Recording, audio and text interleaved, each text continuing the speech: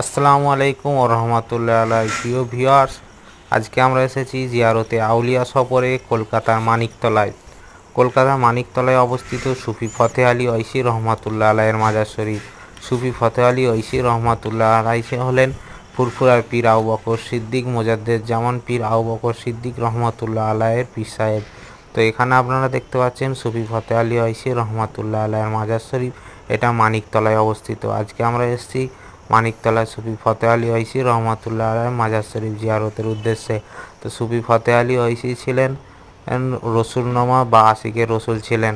কথিত আছে বা তেনার কিতাবপত্র থেকে জানা যায় সুফি ফতেহ আলী ঐশী রহমাতুল্লাহ আলাই তেনার কিতাবপত্র থেকে জানা যায় সুফি ফতেহ আলী ঐশী রহমাতুল্লাহ আলাই রসুল সাল্লাল্লাহু আলাইহি সাল্লামকে যখনই মন চাইতেন তখনই দেখতে পেতেন। তিনি এতটাই রসুলের প্রতি মহব্বতে মগ্ন ছিলেন, যখনই তিনি মন চাইতেন, যখনই রসুল সাল্লাল্লাহু আলাইহি সাল্লামের দিদার চাইতেন, তখনই রসুল সাল্লাল্লাহু আলাইহি সাল্লাম ওনাকে দেখা দিতেন।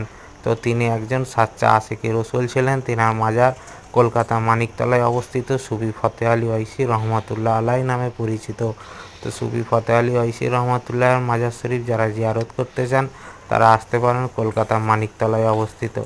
আপনারা এরকম আরও ভিডিও পেতে আমাদের চ্যানেলটি সাবস্ক্রাইব করুন এবং আমাদের পাশে থাকুন।